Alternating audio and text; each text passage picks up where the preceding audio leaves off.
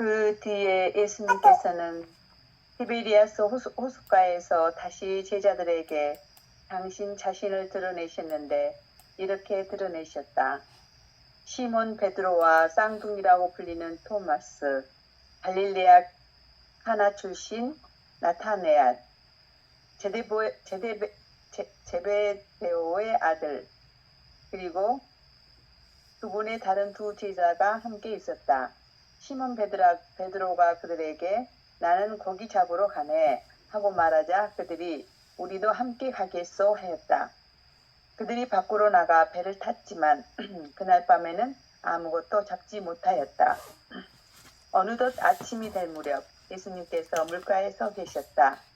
그러나 제자들은 그분이 예수님이신 줄을 알지 못하였다. 예수님께서 그들에게 얘들아 무얼 좀 잡았느냐 하시자 그들이 대답하였다. 못 잡았습니다. 예수님께서 그들에게 이르셨다. 그물을 배 오른쪽에 던져라. 그러면 고기가 잡힐 것이다. 그래서 제자들이 그물을 던졌더니 고기가 너무 많이 걸려 그물을 끌어올릴 수가 없었다. 예수님께서 사랑하시는 그 제자가 베드로에게 주님이십니다 하고 말하였다. 주님이시라는 말을 듣자 옷을 벗고 있던 베드로는 겉옷을 두르고 호수로 뛰어들었다. 다른 제자들은 그 작은 배로 고기 같은 그물을 끌고 왔다. 그들은 무태에서 100m쯤 밖에 떨어져 있지 않았던 것이다. 그들이 무태 내려서 보니 숯불이 있고 그 위에 물고기가 놓여 있고 빵도 있었다. 예수님께서 그들에게 말씀하셨다. 방금 잡은 고기를 몇 마리 가져오너라. 그러자 시몬 베드로가 배에 올라 그물을 무추로 끌어올렸다. 그 안에는 큰 고기가 153마리나 가득 들어 있었다. 고기가 그토록 많은데도 그물이 찢어지지 않았다. 예수님께서 그들에게 와서 아침을 먹어라 하고 말씀하셨다. 제자들 가운데에는 누구십니까? 하고 감히 묻는 사람이 없었다. 그분이 주님이시라는 것을 알고 있었기 때문이다. 예수님께서는 다가가셔서 빵을 들어 그들에게 주시고 고기도 그렇게 주셨다. 이렇게 예수님께서는 좋은 이들 가운데에서 되살아나신 뒤에 세 번째로 제자들에게 나타나셨다. 네. 요한복음은 20장까지 사실상 부활신앙, 토마의 신앙을 마지막으로 다 끝나는 건데 21장은 요한복음 20장의 부록편과 같은 부분이에요. 요한이 특별히 21장을 부가해서 요한의 당신이 하고 싶은 말을, 당신이 부활신앙을 전화시키고 싶은 말을 다시 21장을 통해서 부활신앙을 모아서 드러내 보여주신 성경이라고 말할 수 있거든요. 요한복음의 마지막 결론 부분들은 도마의 신앙을 드러내고 있잖아요. 도마의 신앙 고백, 의심의 신앙이 믿음의 신앙으로 바뀌는 결정적인 사건. 그게 오 나의 주님, 오 나의 하느님이라고 하는 도마의 부활신앙의 고백을 통해서 전반적인 큰 흐름을 바꾸지요.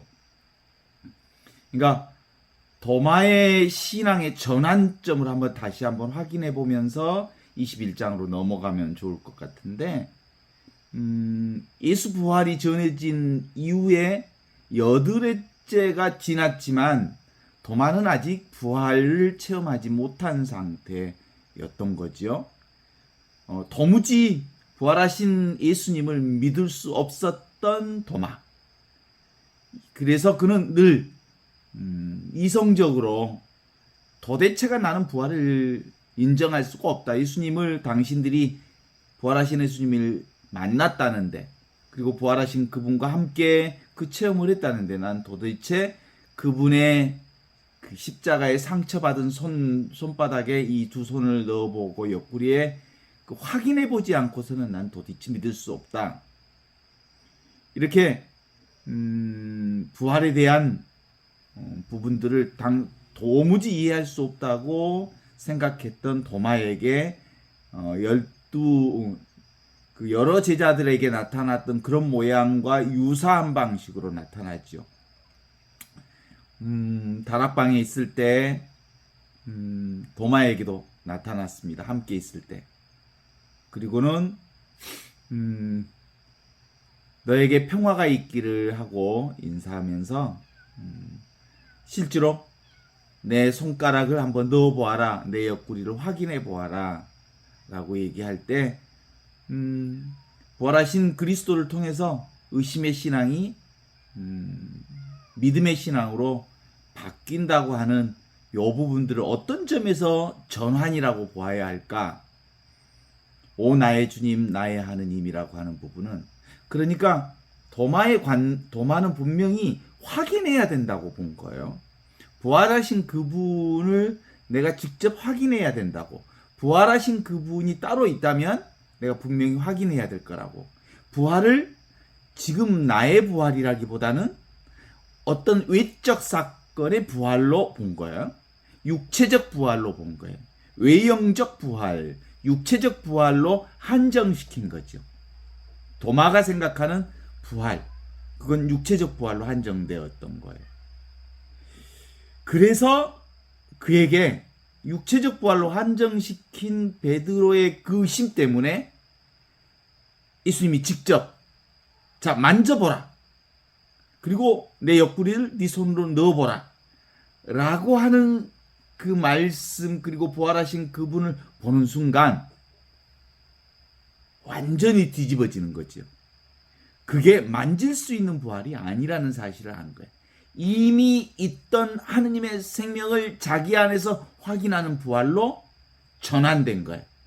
만질 수 있는 부활이 아니라 이미 언제나 늘 항상 내 안에 계셨던 살아계신 하느님에 대한 지금 이 순간의 나를 도마는 경험한 거예요.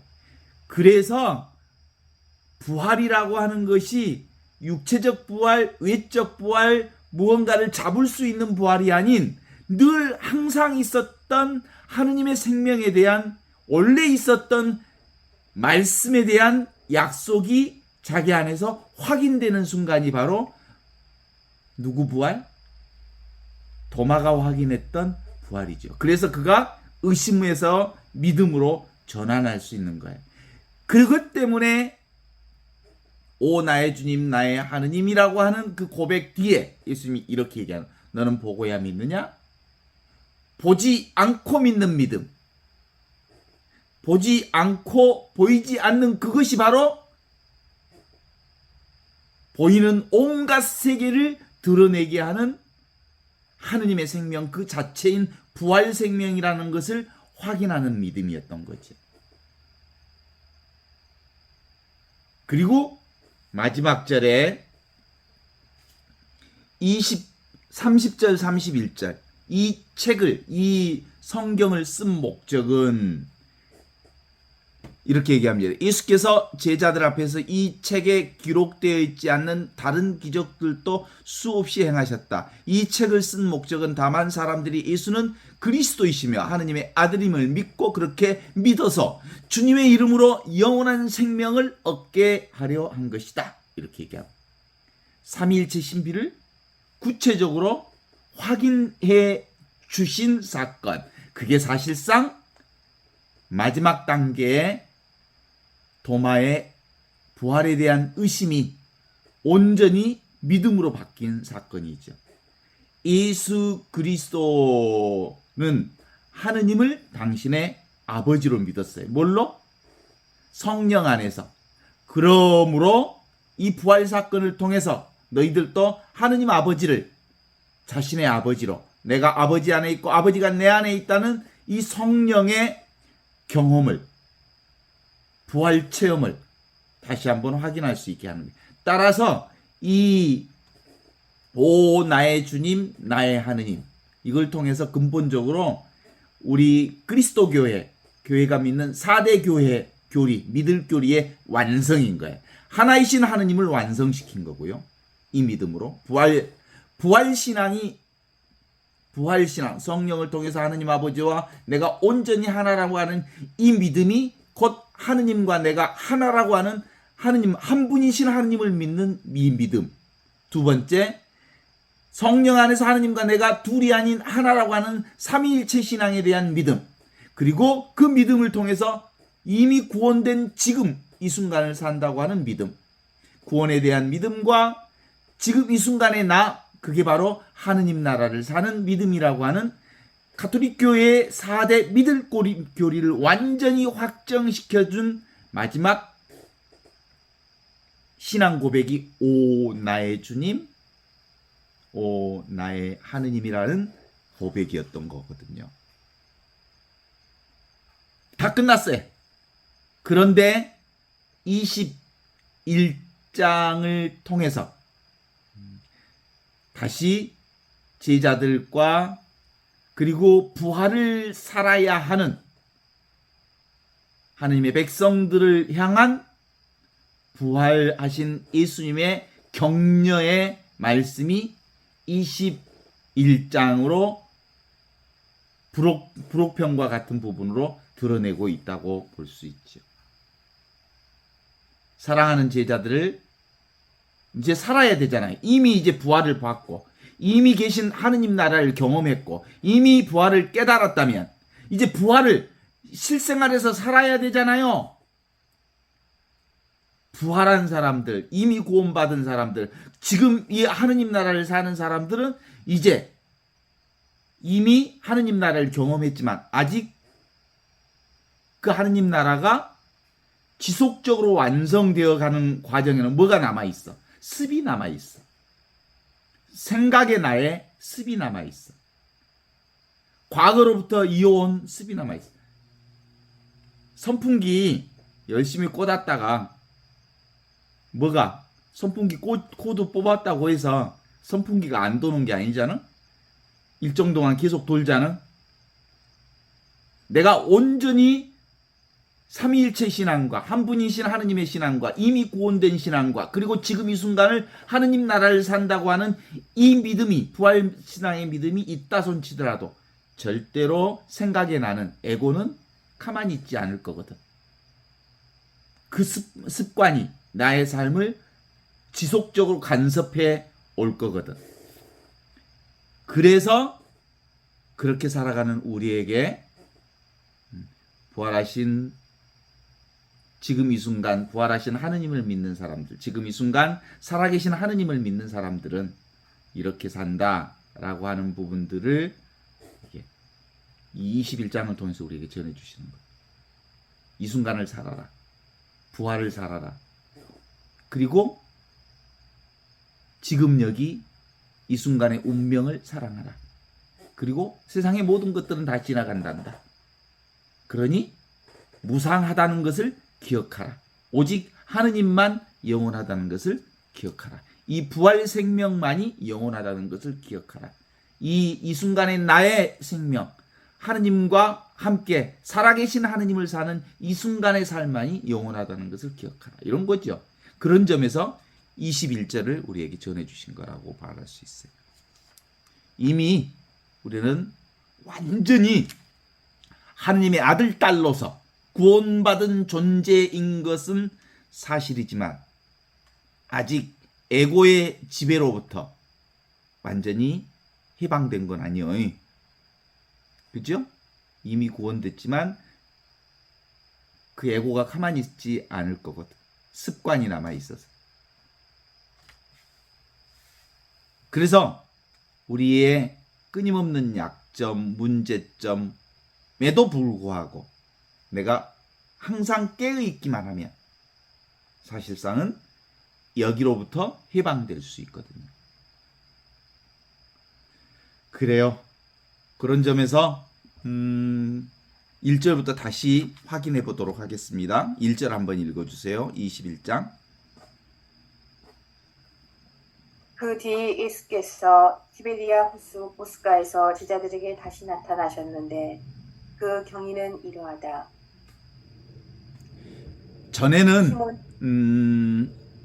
전에는 제자들이 스승 예수가 계신 곳에 눈에 보이는 예수님, 육체를 가진 예수님을 만나 배울 수 있었지요. 그리고 다른 사람들에게 그분을 전할 때 와서 보라 라고 말할 수도 있었지요. 그런데 이제는 부활 이후로는 그렇게 말할 수가 없어요. 부활의 몸을 가지고 계시지만 실제로 예수를 만나 배울 수 없기 때문이죠. 그들은 티베리아 호숫가에서, 티베리아 호숫가라고 하면 제자들에게 아주 추억이 많은 호숫가지요. 어마어마한 폭풍이 내려왔을 때, 폭풍에서 곧 죽을 것 같았을 때 폭풍을 잠재우셨던 곳도 바로 어디요? 티베리아 호숫가이고요. 그리고 물 위를 걸어오시는 것도 그 티베리아 호숫가였고요. 그리고 밤새워 고기를 잡았지만 한 마리도 잡지 못했던 곳이 바로 그 티베리아 호숫가였거든요. 티베리아 호숫가에서 예수님과 있었던 여러 가지 추억들이, 아름다운 추억들이 꽤 많은 곳에서 제자들에게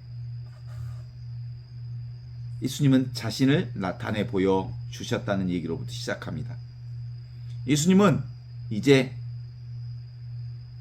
똑같이 지금 여기 우리와 함께 이 순간 지금 여기 살아계시지만 몸을, 옛날 육체적 몸이 아닌 부활하신 몸으로 지금 여기 우리와 함께 계시는 거거든요.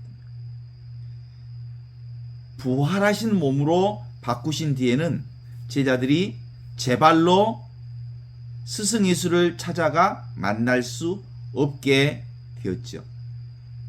이제는 그분이 스스로 당신 몸을 나타내 보여주실 때 비로소 볼 수밖에 없는 거죠. 기다린다 해도, 또 기다린 덕분에, 그리고 그분을 만날 수 있는 것 또한 아니죠. 바야흐로 제자들은 스승 예수를 만나는 일에 속수무책이 되었습니다. 그들 자체적으로 보면 얼마나 답답했을까요? 그러나 한편 얼마나 또 한편으로 홀가분했을까요? 그들이 스승 예수를 만나기 위한 모든 인위적인 노력을 포기했을 때, 말 그대로 백지상치가 되었을 때 호련히 그들 곁에 예수님이 나타났단 말이에요. 다시 한번 확인해 보면 그들이 어찌할 수 없을 때, 자기 힘으로는 어찌할 수 없을 때, 인간의 방식으로는 사실상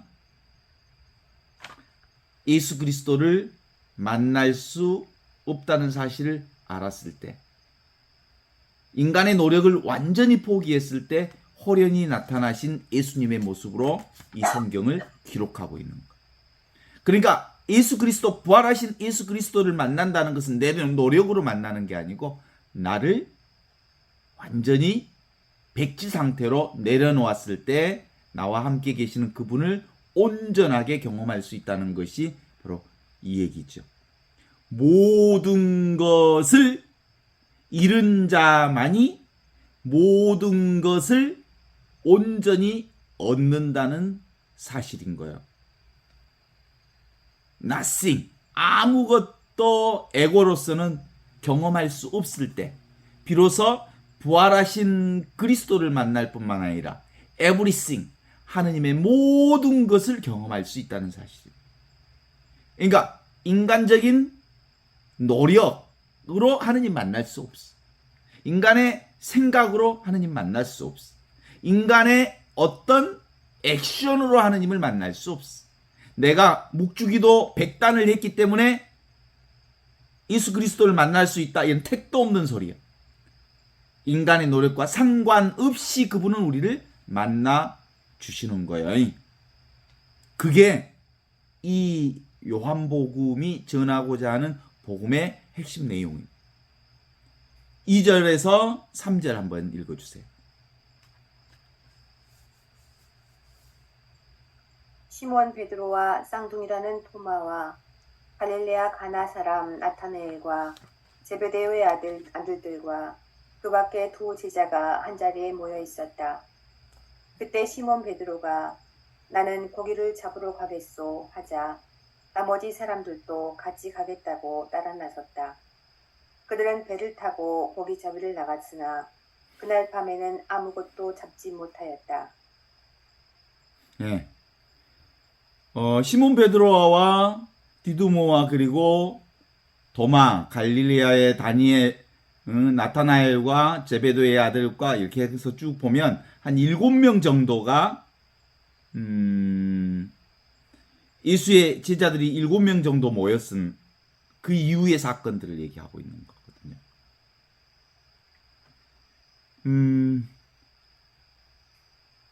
어부 베드로와 동료 제자들은 고깃배에 모두 몸을 싣고 베드로가 고기 잡으러 가자 그러니까 고기를 잡으러 몸에 싣습니다. 3년간 한 스승을 만나서 새로운 세상과 새로운 사람에 대한 꿈을 안고 헌신착처럼 버렸던 고기잡이 배. 나를 따르려는 사람은 자기 자신을 버리고 제 십자가를 지고 나를 따라라. 나를 따르라고 했을 때 제자들이 고깃배를 자기들이 가지고 있는 모든 것을 버리고 예수님을 따라 나섰던 사람들이 바로 제자들이었거든요. 그런데 스승은 이제 돌아가시고 없고 부활하신 그분을 꿈결인 양 보기는 보았지만 아직까지 믿어지지 않아요. 부활 체험을 했어요. 그런데도 완전히 자기 안에서 확신이 들지 않았어요. 이제 그들은 그나마 돌아갈 고향이 있음을 고맙게 여겼을까라고 하는 질문을 던져볼 수 있지만 사람을 낚는 어부가 되리라고 했던 베드로 이제 다시 어디로 가요? 온점으로 돌아가고 만 거죠. 그리고 어부가 되는 모습입니다.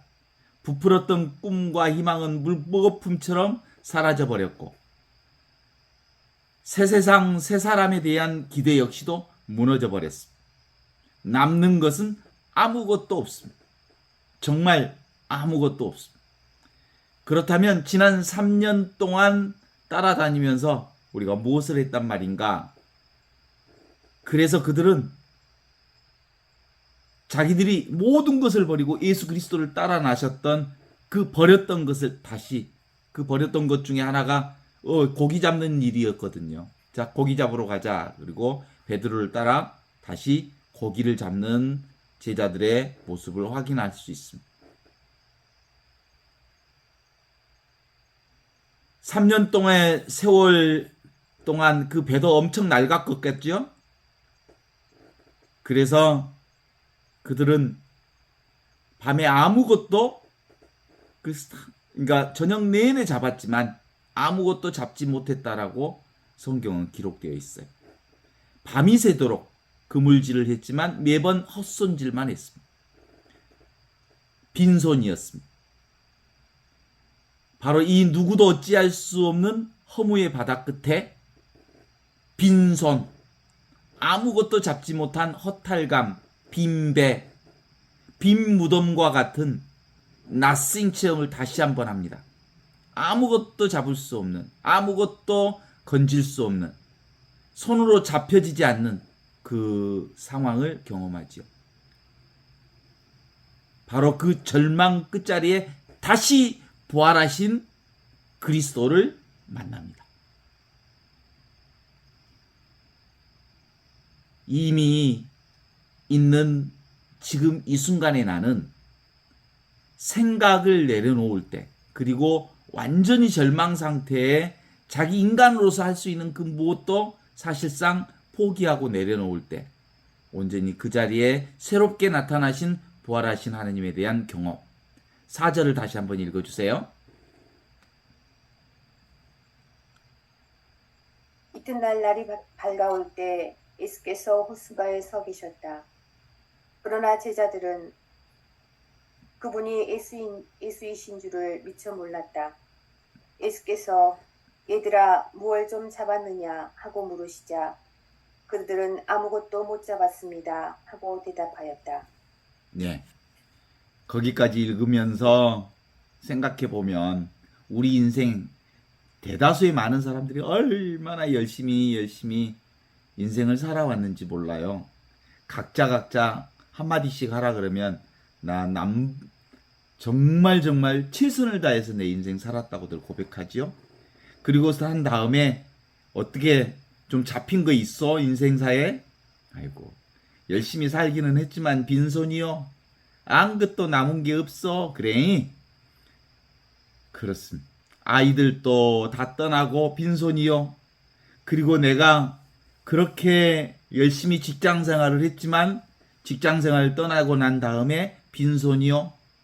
그리고 거기에 인생사 수많은 좋은 친구들도 있었지만 지금은 다 떠나고 없어. 그래.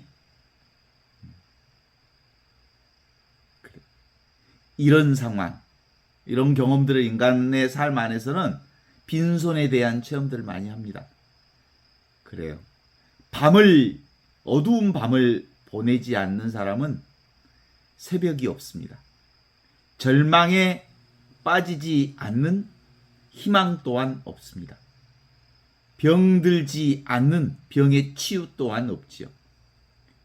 불신의 늪을 건너지 않는 신앙 또한 없고 무덤의 어두움을 통과하지 않고서는 부활이라고 하는 것은 경험할 수 없다는 사실이죠.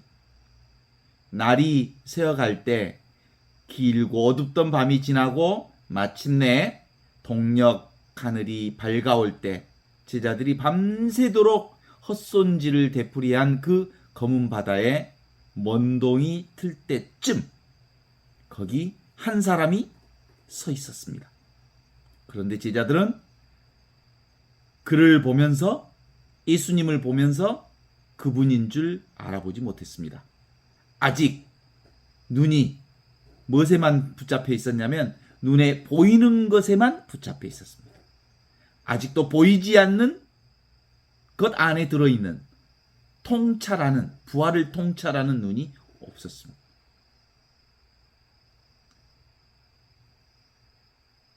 아직도 우리도 무엇이 익숙해요? 보는 것만 익숙하지요. 보는 것만. 현상 속에만 익숙한 까닭입니다.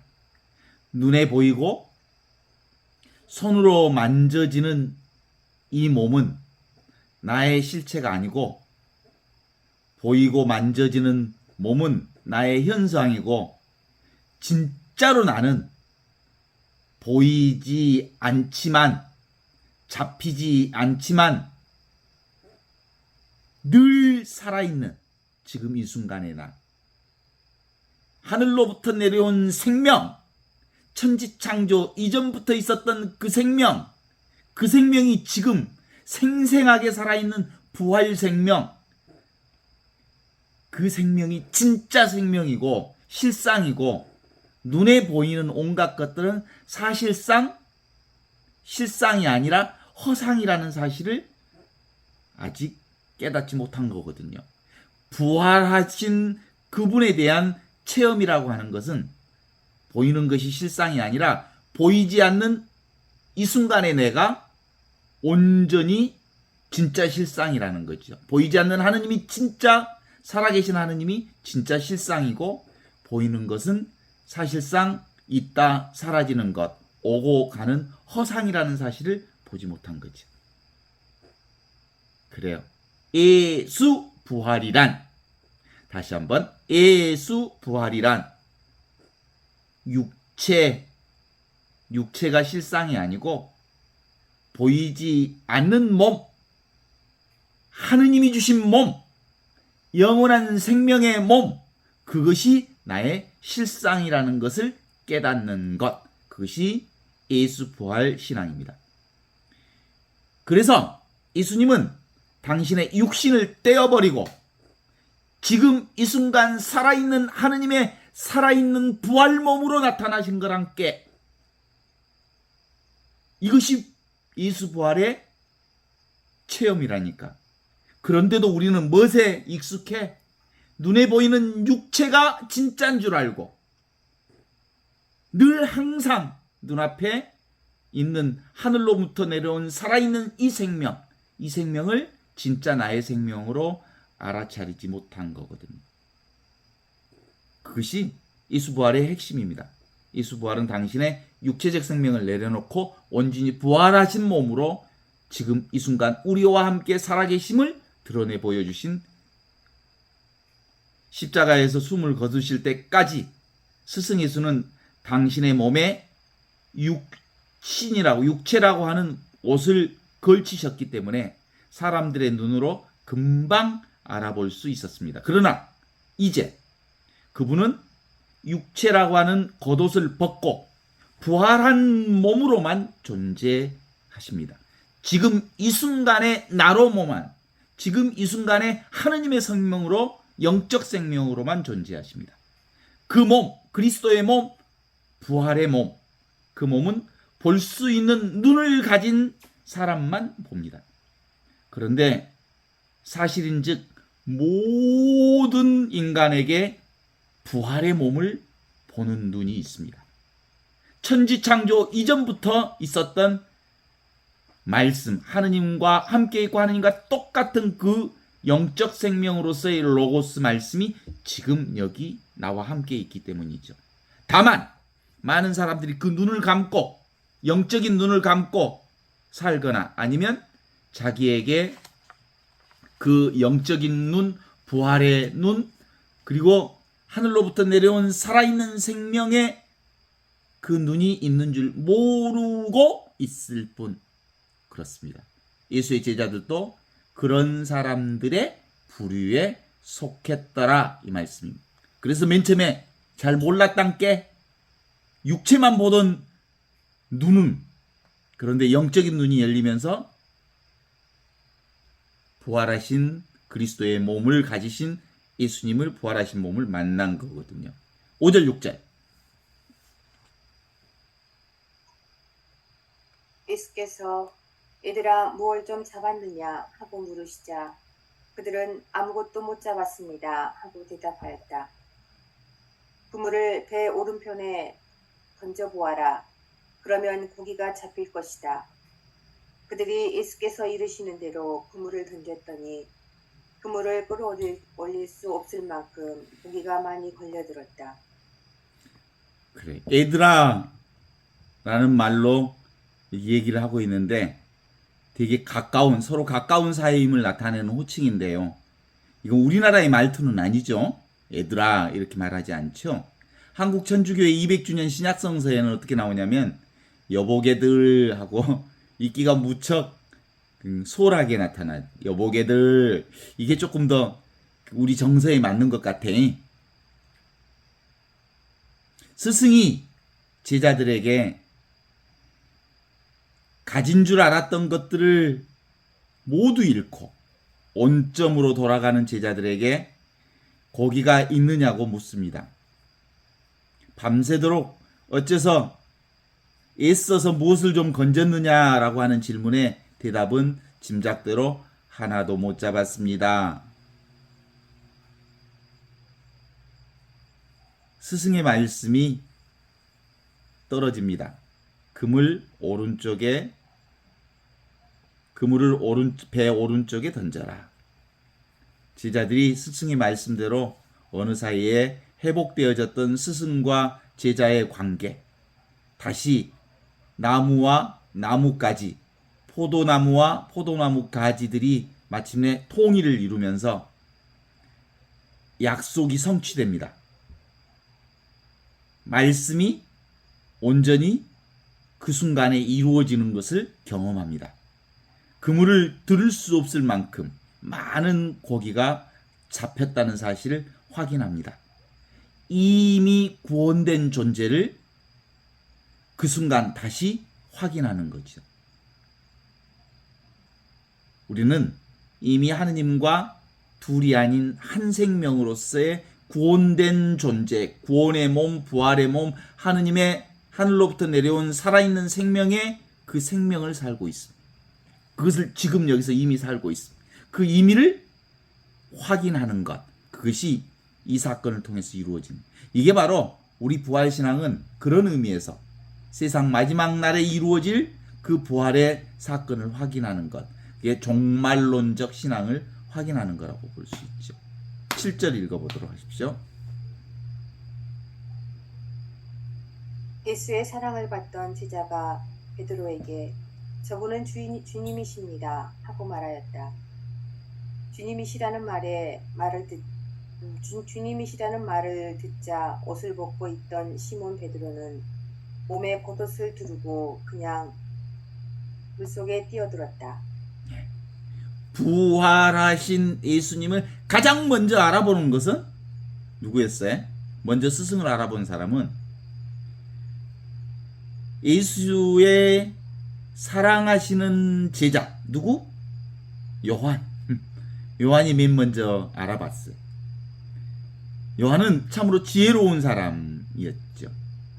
보이지 않는 하느님, 부활의 몸을 가지고 계신 부활의 몸, 영적인 몸을 가진 예수님을 알아본 거예요. 그런데 먼저 본 것은 요한인데 스승에게 즉각적으로 달려간 것은 베드로입니다. 그래서 요한은 어떻게 보면 지혜로운 사람이라고 말할 수 있다면 베드로는 행동하는 사람이라고 말할 수 있죠.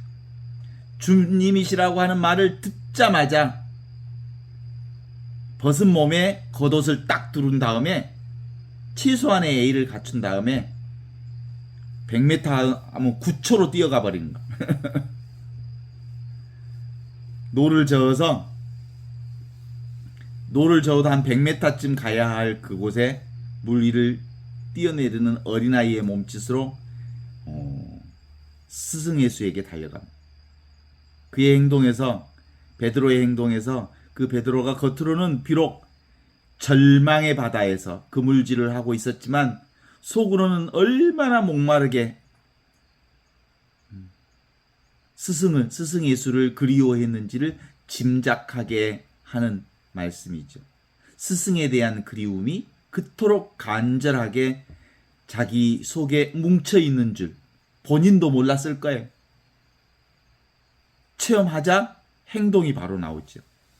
8, 9절 한번 읽어보세요.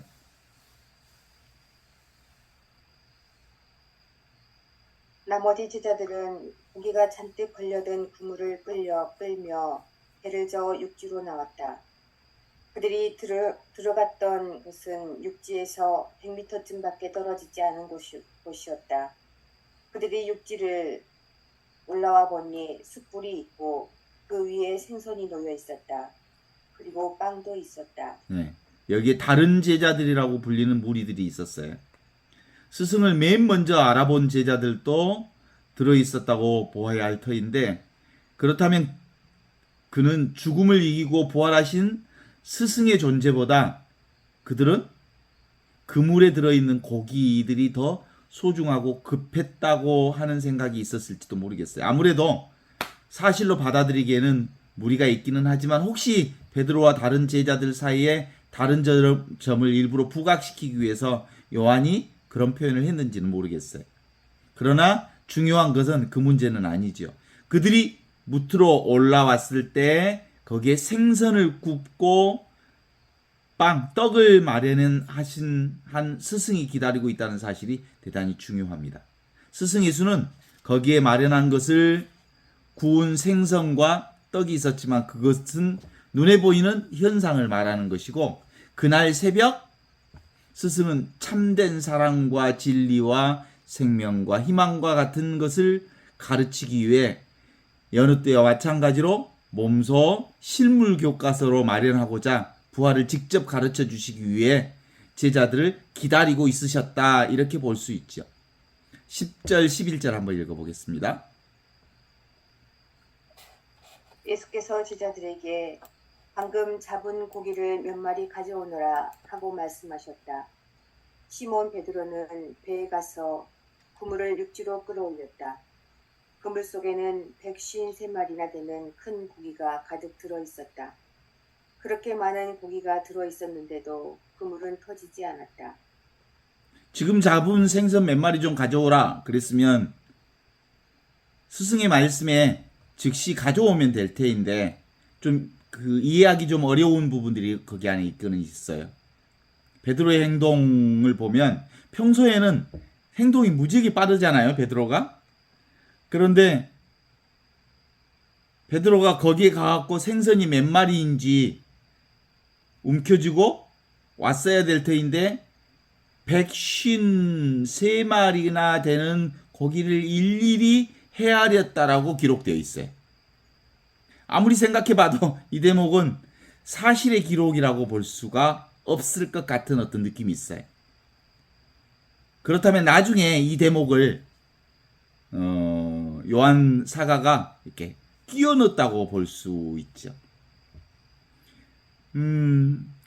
그러니까 그 하나는 티베리아 호숫가에서 상봉한 얘기를 우리가 한번 보면 요한복음 21장에 그 21절 24절에 뒤에 만들어진 것은 근본적인 이제 설화라고 말할 수 있을 터인데 다른 대목을 보면 이 대목에 누군가가 153마리라고 하는 숫자를 의도적으로 집어넣은 듯한 부분들이 있어요. 153마리라고 하는 부분. 이게 제롬 성서의 주석서에 보면 이렇게 나오는데 재밌어요. 옛날에나 지금이나 대부분 주석가들은 숫자 하나하나를 가지고 상징적으로 뭔가를 해석해 보는 것들이 있는데 별로 의미 있지는 않아요. 그러나 제롬 성서에서 해석가들은 어떻게 해석하냐면 그 당대의 물고기의 종류가 동물학자에 의하면 물고기의 종류가 153가지의 물고기의 종류가 있다라고 하는 점을 거기다 집어넣어서 모든 것을 다 건졌다. 모든 물거리를 다 건졌다. 뭐 이런 점으로 이렇게 해석하기도 해요. 그런데 마태복음 13장 47절에 나오는 말씀으로 우리가 확인해 볼 수 있다면 하늘나라는 바다에서 그물을 쳐서 온갖 것을 끌어올리는 것에 비길 수 있다. 이렇게 나와요. 그래서 어부들은 그물이 가득 차면 해변에 끌어올려 놓고 앉아서 좋은 것을 추려서 그릇에 담고 나쁜 것은 내어버린다. 세상 끝날에도 이와 같을 것이다. 천사들이 나타나 선한 사람과 악한 사람들에 끼어있는 악한 사람들을 가려내어서 불구덩이에 쳐넣을 것이다. 그러면 거기서 그들은 가슴을 치며 통곡할 것이다. 예수님께서 말씀을 마치시고 지금 한 말씀을 다 알아듣겠느냐 하고 물으셨다. 제자들이 네 하고 대답했다. 이 마태복음 13장 얘기를 이 153이라고 하는 것 그리고 모든 것을 이렇게 좋은 것과 나쁜 것을 가려내는 부분들을 이 안에 기록되어 있는 부분들 안에서 이렇게 그 특징을 볼 수 있지 않을까 이렇게 볼 수 있죠. 또 어떤 사람들은 말이죠. 153이 1, 2, 3, 4, 5, 6, 7부터 1, 2, 3, 4 하나 둘 셋 넷을 더해갖고 17까지 더하면 154가 3이 나온대요. 그러면 17까지를 이렇게 1 더하기 2 더하기 3 더하기 4 더하기 해갖고 17까지 더하면 153이 나오는데 17이라는 숫자는 뭐야? 완전한 숫자 7하고 또 완전한 숫자 10을 합해서 17이 되는 숫자다. 그래서 완전한 것을 건져냈다. 뭐 이런 얘기를 하는 거여서 그건 이게 뭐 재밌는 거라고 한번 스쳐 지나가면 돼요. 별 쓸데없는 얘기들이기는 하지요. 그러니 결국 여기서 153을 무엇을 뜻하는가라고 하는 질문에 대해서는 별로 중요한 얘기로 볼 필요는 없어요. 정 알고 싶으면 10장 10절 11절을 삽입한 요한 사도에게 가서 물어봐. 왜 153을 넣냐고. 사실상 불가능한 일이에요. 왜 넣는지. 그건 생각하는 사람 마음대로. 14장 14절 한번 읽어봐요. 예수께서 그들에게 와서 아침을 들으라 하고 말씀하셨다. 제자들 중에는 감히 당신이 누구십니까? 하고 묻는 사람이 없었다. 그분이 바로 주님이시라는 것이 분명하였기 때문이다. 예수께서는 제자들에게 가까이 오셔서 빵을 집어주시고 또 생선도 집어주셨다. 예수께서 부활하신 뒤 제자들에게 나타나신 것은 이것이 세 번째였다. 네, 세 번째 나타난 부활에 대한 마지막 부분들을 정리하고 있습니다. 그러니까 예수님께서 조반을 아침 식사를 먹으라 하시니 제자들이 예수님께서 주시는 아침을 먹게 되는 부분들이 나와요. 그러니까 부활하신 예수님을 맞고 조반을 차려주면서 아침을 먹으라고 한단 말이에요. 이제 이때부터 부활하신 예수님을 만나서 새로운 일이 시작되는 순간, 여기에는 부활이 무엇이라고 하는 것을 설명하지도 않아요. 그리고 제자들이 예수님을 보고 질문도 하지 않아요. 절망의 바닥 끝에 서서 새날과 새일이 비롯될 수밖에 없지 않는가라고 하는 부분들 사이에서 실제로 예수님 당신이 누구십니까? 라고 하는 물음도 없어요. 당신이 누구냐고 마땅히 물어야 할 상황인데, 그리고 그런 얘기가 왔다 갔다 해야 할 상황인데 그런 얘기는 필요 없어요. 진리가 뭐냐, 하느님이 뭐냐, 구원이 뭐냐, 부활이 뭐냐, 이런 건 상관없어요. 그냥 지금 이 순간 부활하신 그분을 만나서 사는 거예요. 여기서 뭘 얘기하고 있는 것 같아요? 부활을 경험하면 말이 끊어져 버려요. 살아있는 그 자체가 이미 진리 자체를 드러내고 있기 때문에 언어도단, 심행처별, 무분별의 지혜가 온전히 확인되면 더 이상 우리에게 말이 필요 없는 거거든요. 이 순간에 나를 경험하면, 이 순간에 내가 전부라는 사실을 알게 되면, 이 순간에 그게 살아있는 하느님의 생명을 살고 있고, 이 순간에 내가 바로 부활하신 그분의 생명을 그분과 함께 살고 있는 줄 알면 더 이상 물음이 없어요.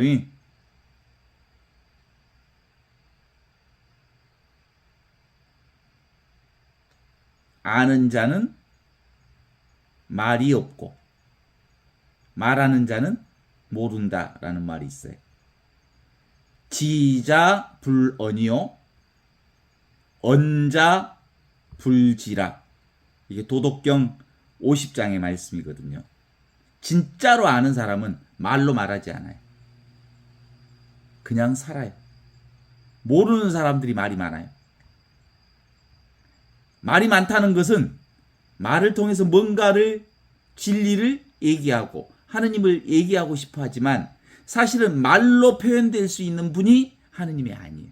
부활하신 그리스도는 그냥 사는 거예요. 어때요? 그래. 인간은 참 특별한 동물이에요. 그죠?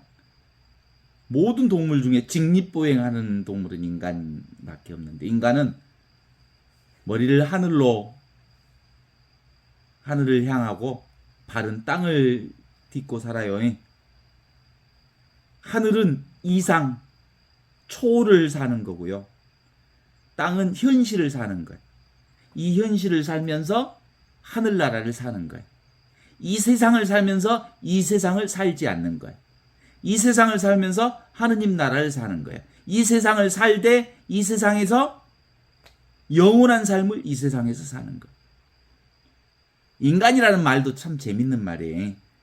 사람 인자에다가 사이간자. 그러니까 사이를 사는 거예요. 상대 세상 안에서 절대를 사는 거고, 절대 하느님의 생명을 이 세상이라고 하는 곳에서 살아요. 그래서 사이간자를 써요. 사람인자, 사이간자. 그게 인간이요. 인간은 세상에서 살면서 영원한 생명을 사는 존재. 시간이 그렇잖아요. 시간도 간자를 쓰지요. 공간도 사이간자를 쓰지요. 그 다음에 순간도 사이간자를 쓰지요. 그러니까 참으로 하느님의 부활한 생명을 사는 인간은 바로 순간을 살아요. 시간도 공간도 초월한 순간을 사는 인간. 사이를 사는 인간. 절대와 상대의 사이를 살고, 성과 상의 사이를 살고, 본성의식과 변성의식의 사이를 살고, 그죠? 모든 변화하는 온갖 것들을 경험하는 그 자리가 온갖 변화가 없는 그 자리에서 온갖 것을 변화하는 것을 경험하죠. 아무것도 없는 그 자리에서 온갖 모든 것을 다 경험하죠. 사이를 사는 존재. 이게 바로 그거예요. 인간은 이 세상에서 하느님 나라를 살아요. 그러니까 육신으로 갇혀 있으면, 눈에 보이는 것에 갇혀 있으면 영원한 생명을 살지 못합니다. 그러나 육체가 내가 아니라는 사실을 확인하고 육체 안에서 살면서 영원한 부활하신 그분을 지금 여기서 이 순간에 하느님의 생명을 살 수 있는 존재가 인간이거든요. 어때요? 그래서 인간은 이미와 아직 사이를 살고 있습니다.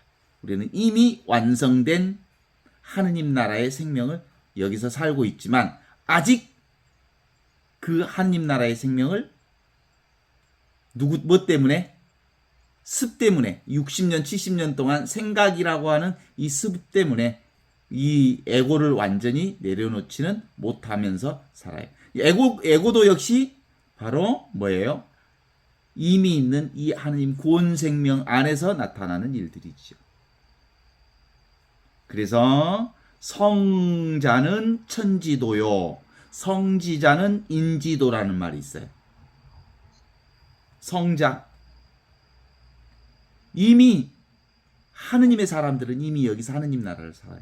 그러나 성지자, 이 완성을 향해서 나아가는 사람은 바로 성령의 도움이 있을 때 이 이미 살고 있는 이 하느님 나라를 여기서 깨어있는 삶으로 살아갈 수 있어요.